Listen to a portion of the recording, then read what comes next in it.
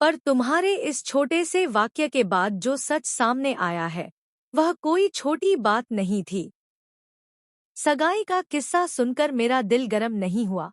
वह सगाई पैसों के लिए की गई थी। वह आदमी जो खुद को मोहब्बत का नाम दे बैठा था, उसने उस लड़की को सिर्फ उस दिन की रकम के हिसाब से माप लिया। जितने पैसे मिल सकते थे उतना लेकर उसने सगाई की, और जैसे ही पैसों का खेल खत्म हुआ, या यूं कहो कि उसकी लालच खत्म नहीं हुई, उसने सगाई तोड़ दी।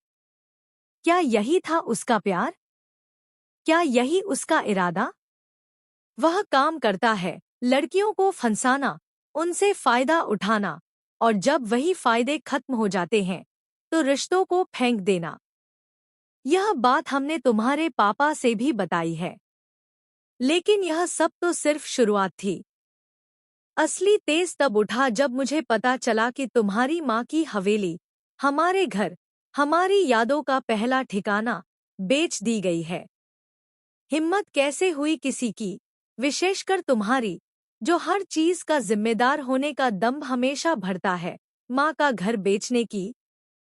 और इतनी चुप्पी, तुमने मुझे अभी तक क्यों नहीं बताया? किसे बेचा है यह घर? किसके हाथों में चली गई हमारी बचपन की दीवारें और उन दिनों की खुशबू? तुमने कहा, आई नीडेड द मनी। सीधी सी बात, अंग्रेजी में आकर भी सरल सत्य। पैसों की जरूरत थी।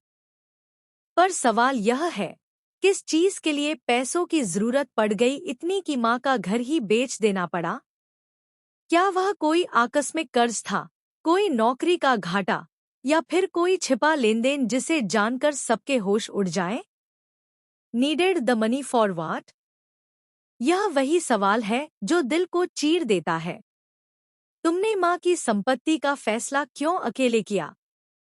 तुम माँ का घर बेचने का निर्णय कैसे ले सकते हो बिना किसी को बताएं?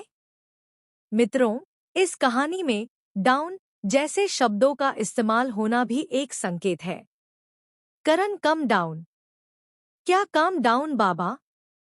जब कोई मुश्किल बात छिपाई जाती है तब भाषा भी टूटी फूटी और अधूरी हो जाती है। डाउन, कहीं कोई लेनदेन, कहीं कोई दबाव, कहीं कोई ब्लैकमेल। कौन सी मजबूरी थी जिसने तुम्हें माँ की हवेली बेचने पर मजबूर कर दिया? तुम्हारे चेहरे पर जो फौलादी शांति है, क्या वह आत्मसम्मान की चादर है या शर्म की नकाबबंदी? हमने सुना, और अब हमें सुनने का अधिकार है। याद रखो, वह हवेली सिर्फ ईंट और पत्थर नहीं थी। वह घर हमारी माँओं की पहली जीत,